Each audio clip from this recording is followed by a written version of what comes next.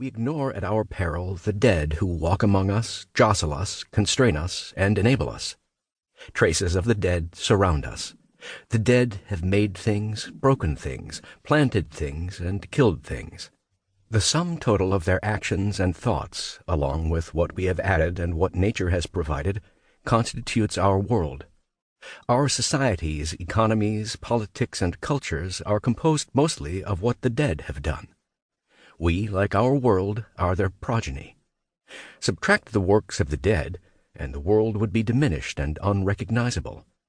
This is why history matters. Without history, we are strangers in a strange land, never understanding what we are seeing and unable to grasp how it came to be there. In everyday life, the past remains visible. It not only can be photographed, but virtually every photograph of our contemporary world is a historical photograph. Why? The photographer's arrangement of the elements of the past, as Jesse insists, might be of the moment and vanish the instant it is captured, but the elements themselves endure for varying amounts of time. These elements are fragments of once more complete pasts. They lead away from their present configuration and into the past, into earlier and different configurations. But if the past is everywhere in our lives, why not just look around? Why do we need photographs? We need them because photographs allow us to concentrate. They corral our attention away from the flux of vision that is always rushing us on to the next scene. This book is an extended exercise in expanding a lived experience and recovering context. The lived experience, more unconventionally, includes my own. This is not the first time I have encountered many of the places in this book. History is just one way that humans approach the past. Memory is another.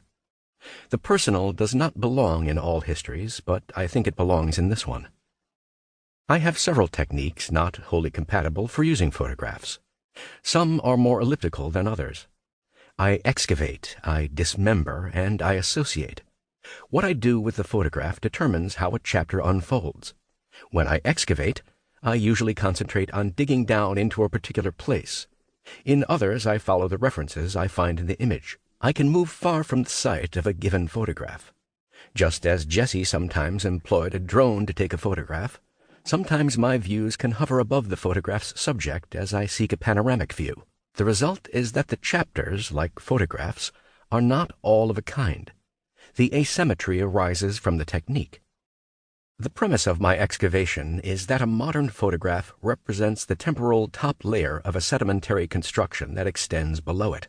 I am engaging in a kind of historical archaeology without the shovels.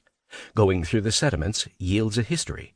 The logic is spatial, and the goal is to recover what was on the site of the photograph at various times in the past. For this, I often use old maps as well as old photographs and contemporary descriptions.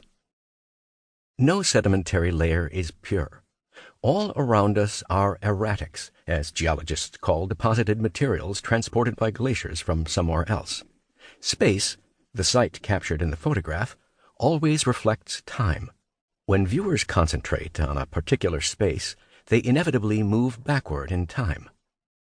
My second technique, dismemberment, approaches a photograph the way a coroner approaches a corpse. Dismembering a photograph isolates and explores a single element or group of elements.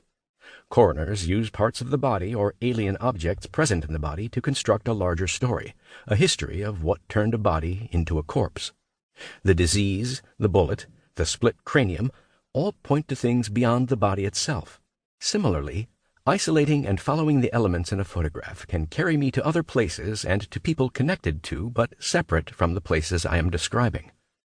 I find these elements compelling because no matter how wispy they might seem, the photograph led me to them. Dismembering thus leads to the third technique, association. Association often connects me to previous attempts to understand and shape California's past. I have found that I am hardly the first person to think that I can see the past. Americans have not only told stories about California almost as soon as they arrived, but they have preserved the past, recreated the past, memorialized the past, pictured the past, and reenacted the past.